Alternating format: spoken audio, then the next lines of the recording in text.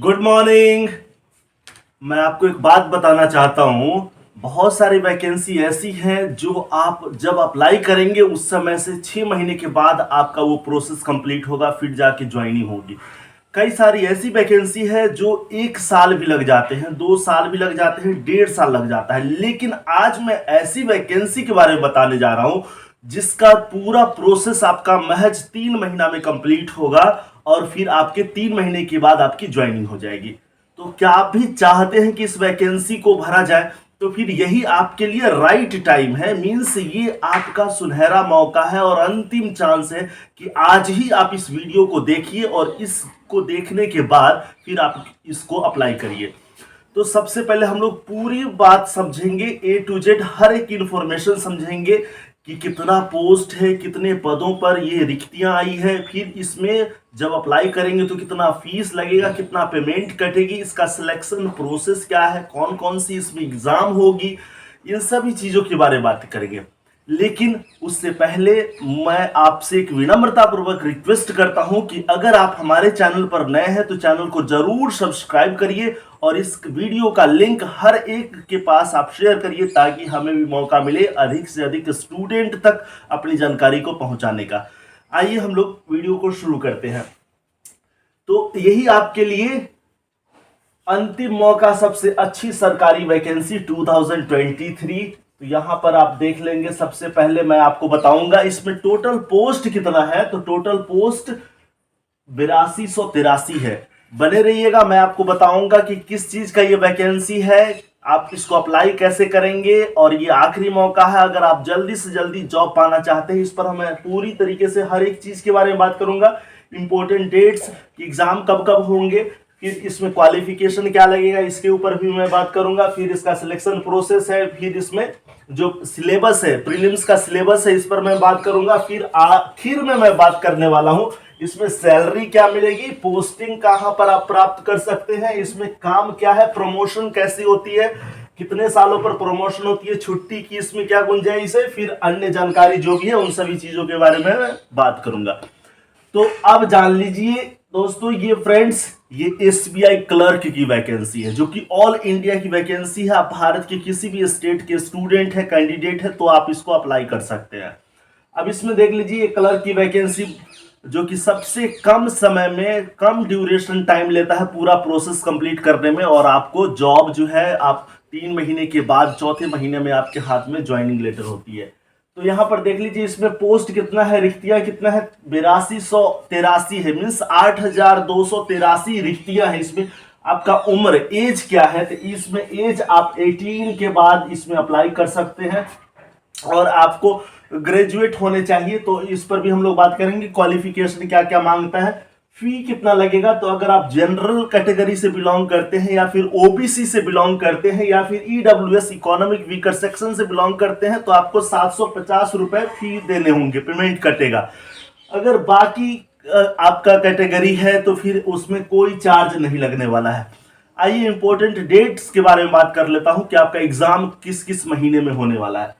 तो important dates, सबसे पहले कि फॉर्म कब तक भरे जाएंगे। तो फॉर्म तो इसका नोटिफिकेशन तो 17 नवंबर को ही आ गया था, उस समय से ही फॉर्म अप्लाई किए जा रहे हैं। लेकिन अगर आप अभी तक भी अप्लाई नहीं किए हैं एसबीआई क्लर्क की, तो ये आखिरी तारीख 7 दिसंबर 2023 तक की है, तब तक आप अप्लाई कर सकते हैं। लेकिन इतना वेट नहीं करना है, आज की आज ही इस वीडियो को देखने के बाद आप जाइए और वेबसाइट पर फॉर्म जरूर ऑनलाइन अप्लाई करिए। अगर प्री का एग्जाम का डेट देखिए तो जनवरी में आपका एग्जाम होगा।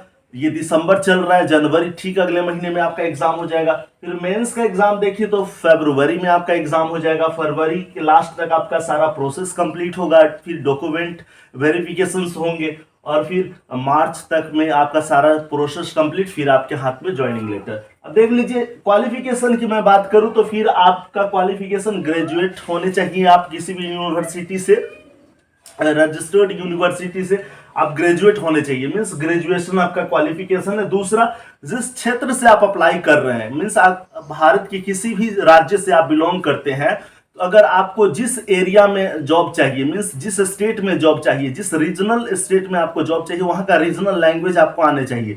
अगर आप उत्तर प्रदेश से बिलोंग करते हैं और हिंदी रीजनल लैंग्वेज आपको जानकारी है, फिर आप महाराष्ट्र के लिए अप्लाई कैसे करेंगे, वहां पर फिर मराठी कैसे बोल पाएंगे, तो संभव नहीं है। इसलिए जो लैंग्वेज आपको आती है, जहां की रीजनल भाषा आपको मालूम है, उसी एरिया से आप फॉर्म को अप्लाई करेंगे। मीन्स प्रेफरेंस में उसी के अकॉर्डिंग आप स्टेट डालेंगे, क्योंकि स्टेट वाइज वैकेंसी इसमें आई हुई है।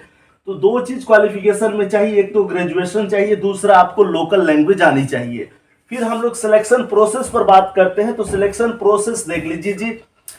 यहां पर सबसे पहले तो आपका प्री एग्जाम होगा। प्री एग्जाम जैसा कि आप देख रहे हैं जनवरी में है। फिर मेंस एग्जाम होगा, मेंस एग्जाम फरवरी में है। तो प्री एग्जाम सबसे पहले, फिर मेंस एग्जाम, उसके बाद फिर डॉक्यूमेंट वेरिफिकेशन होते हैं। तो ये आपका सिलेक्शन प्रोसेस की प्रक्रिया है। फिर आप देख लीजिए यहाँ पर प्रीलिम्स का सिलेबस पर हम लोग बात कर लेते हैं कि आखिर एग्जाम में आता क्या क्या है, किस विषय से कितने क्वेश्चंस पूछे जाते हैं, कितने मार्क्स के होते हैं, कितने क्वेश्चंस पूछे जाएंगे, कितना टाइम आपको मिलेगा। तो सबसे पहले देख लीजिए इसमें 100 क्वेश्चंस हैं। कितने क्वेश्चंस हैं? 100 क्वेश्चंस आते हैं और 100 क्वेश्चंस 100 मार्क्स की होती है। कितने मार्क्स की होती है? 100 मार्क्स की होती है। मीन्स प्रत्येक क्वेश्चन 1 मार्क्स की। और यहाँ पर आपको 60 मिनट मिलेगा और यहाँ पर 1/4 नेगेटिव मार्किंग भी है। इसका मतलब कैलकुलेशंस आपके फास्ट होने चाहिए। अब देख लीजिए 100 क्वेश्चन है, 100 मार्क्स के, मात्र 1 घंटा है। 1 मिनट में आपको 1 से ज्यादा क्वेश्चंस करने होते हैं। यानी एक क्वेश्चन पर आपके पास टाइमिंग 1 मिनट से भी कम होते हैं, 40-45 सेकेंड के आसपास मिलती है। तो अब देख लीजिए इंग्लिश है। इंग्लिश में आपका 30 क्वेश्चंस होते हैं और 20 मिनट के होते हैं। 30 सवाल और मात्र 20 मिनट। इसका मतलब कैलकुलेशंस आपको फास्ट होने चाहिए। जितने भी ग्रामर रूल्स है वो सब की जानकारी होनी चाहिए। प्रैक्टिस शुरू से होनी चाहिए। कंप्रीहेंशन है, क्लॉज टेस्ट है, वोकैब्स है, जो जितना भी सिनोनिम्स एंटोनिम्स है, इस सब पर आपकी कमांड होनी चाहिए। फिर मैथमेटिक्स है। मैथमेटिक्स में 35 क्वेश्चन है। कितने क्वेश्चन है? 35 क्वेश्चन और 35 क्वेश्चन यानी 20 मिनट्स आपको टाइम मिलेंगे। अब इंग्लिश से भी ज्यादा क्वेश्चंस है और टाइम आपके पास उतना ही है। यानी मैथमेटिक्स में कैलकुलेशन आपके फास्ट होने चाहिए। स्पीड मैथ्स से ही आप देखते हैं 10 से 15 क्वेश्चन से स्पीड मैथ्स से आते हैं। फिर बाकी आपका ग्राफ है, डीआई है, इन सभी चीज़ों से क्वेश्चंस होते हैं। मैथमेटिक्स है, मेंसुरेशन है, उन सभी विषय से भी क्वेश्चंस होते हैं। फिर आप रीजनिंग में देख लीजिए। रीजनिंग में 35 क्वेश्चंस है और 20 मिनट्स का टाइम मिलता है। यानी रीजनिंग भी आपका कैलकुलेशंस फास्ट होने चाहिए। आपकी लॉजिक आने चाहिए कि जैसे एनालॉग है, फिर डाइस है, फिर कैलेंडर, कुछ भी है जहां से क्वेश्चंस आते हैं, या फिर सीटिंग पजल्स एंड सीटिंग्स है, उनसे भी क्वेश्चंस आते हैं। तो यहाँ पर भी आपको लॉजिक आने चाहिए कि स्पीड कैलकुलेशंस कैसे फास्ट करेंगे। तो ये 100 क्वेश्चंस और 100 मार्क्स की है और 1/4 नेगेटिव मार्किंग है इसमें।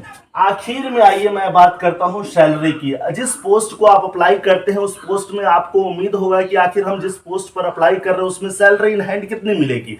तो आपको पता होना चाहिए बेसिक पे आपका 19,009 से है। तो इसका मतलब इन हैंड सैलरी आपका मिनिमम 30, सारा जोड़ने के बाद 30 प्लस यानी 30,000 के आसपास हो ही जाता है इसमें। फिर आप देखेंगे कि पोस्टिंग कहाँ होगी। तो पोस्टिंग आपको स्टेट वाइज होगी, यानी प्रेफरेंस आपको देने होंगे। हर राज्य से इसमें सीट निकली हुई है। तो जिस राज्य को आप प्रेफर करेंगे, अगर उस राज्य में जितना कट ऑफ मार्क जाती है, अगर उस कट ऑफ मार्क को आप पार कर जाते हैं तो फिर आपको वहां के लिए प्रेफरेंस वरीयता मिलेगी। तो फिर इसमें काम क्या है आपको तो पता ही होगा। बैंकिंग में काम क्या रहता है, क्लर्क जो ज्वाइनिंग करता है उसको क्या करना होता है, फाइल यहाँ से वहां तक पहुंचाने होते हैं, पेपर का इधर उधर करना होता है। जो कोई स्टाफ होता है वहां पर, जो वहां का हेड ऑफिसर्स होते हैं, उनके अंडर में वर्क करना होता है। फिर बाद में जाकर के प्रमोशंस होती है। फिर छुट्टी, तो छुट्टी बैंकिंग का पता ही होता है। बैंकिंग में आपको टीचिंग सेक्टर से कम छुट्टियां मिलती है और जिस दिन छुट्टी मिलती है उस दिन तो आपको मिलता ही है। आप वहाँ की वर्किंग टाइम भी आपको पता ही है, 4-5 बज जाते हैं, कोई कोई बैंक में 6 भी बज जाते हैं। बाकी संडे को तो छुट्टी लीव रहता ही है। बाकी जितने भी नेशनल फेस्टिवल्स है उस दिन जो छुट्टी रजिस्टर्ड होती है उसके हिसाब से भी छुट्टी मिलती है। बाकी यहाँ पर सारा जानकारी हम लोग A to Z हर एक जानकारी के बारे में बात कर ली है इस वीडियो में। फिर हम लोग नेक्स्ट वीडियो में एक नई नोटिफिकेशन, एक नए आइडियाज के साथ मिलते हैं। तब तक के लिए बहुत बहुत धन्यवाद। लेकिन उससे पहले अगर आपने हमारे चैनल को सब्सक्राइब नहीं किया तो सब्सक्राइब जरूर करिए, और इसको शेयर नहीं किया तो शेयर भी करिए, और वीडियो पसंद आती है तो लाइक जरूर करिए।